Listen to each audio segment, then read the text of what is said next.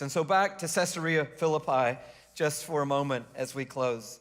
So in Matthew 16, Jesus and his followers end up at this very significant place.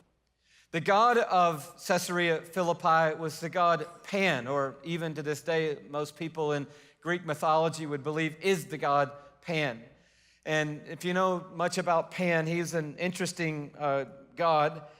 Pan is the god in Greek mythology of the wild. He is the god of the shepherds and the flocks. So at Caesarea Philippi is the cave of Pan. Inside of the cave of Pan is what was believed to be a bottomless well. A mysterious and foreboding place where the water was so deep, men and women thought it had no end. And at this place, this historical, significant zenith of pagan worship, Jesus decides, this is the place I want to clarify who I am in the world. And standing there, surveying the situation, understanding the moment, he looked to his followers and he said, who do the people say that the Son of Man is? And they quickly came with the answers because people were talking.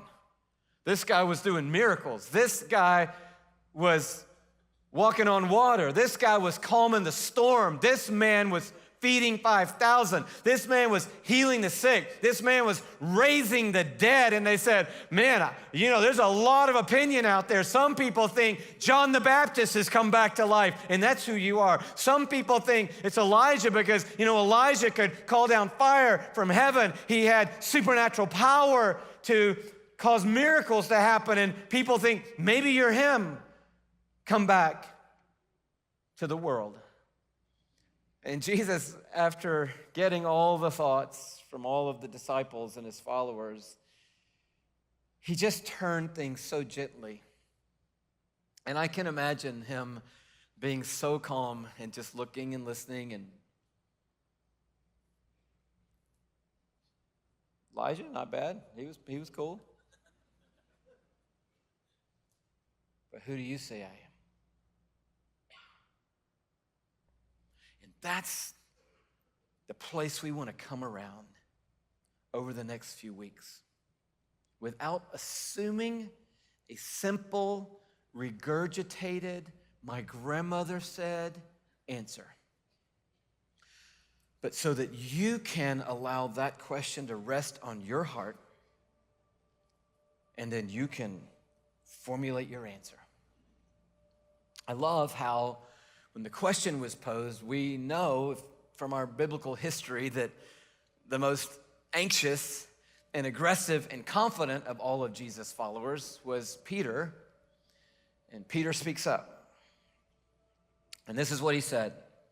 Verse 16, Simon Peter answered, you are the Christ, the Messiah.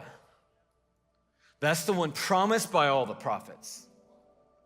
The one Jeremiah was talking about is who you are. The one all the prophets foretold, you're the one. The one Elijah was looking to, you are him. The one John the Baptist came saying, prepare the way of the Lord. How did he know it? How did he know it? I love it. This is how he knew it. Jesus.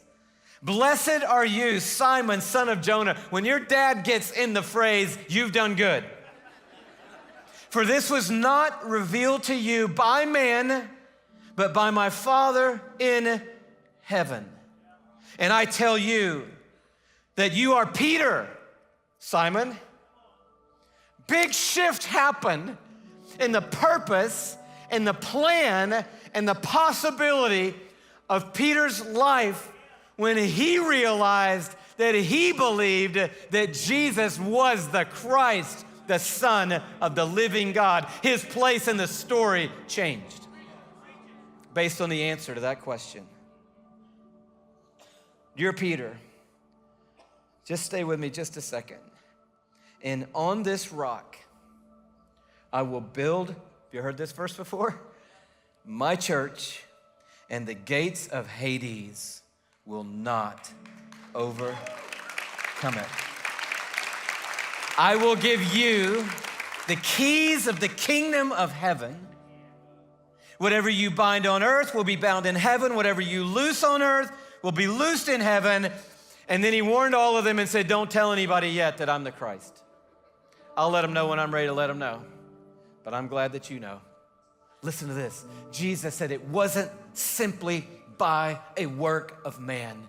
It was my Father who revealed this to you. What does that mean? It means that we can investigate, and I hope that you will.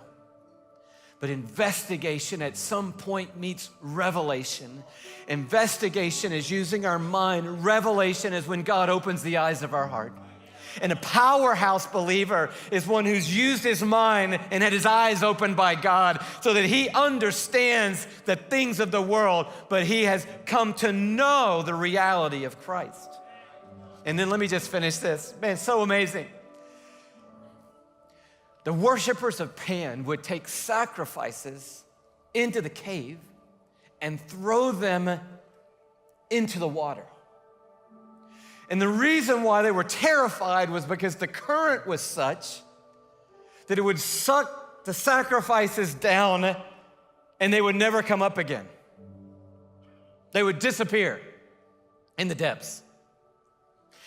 And in the cave of Pan, in this perceived to be bottomless well, the followers of Pan in the mythology of Greek would say, down there are the gates of hell.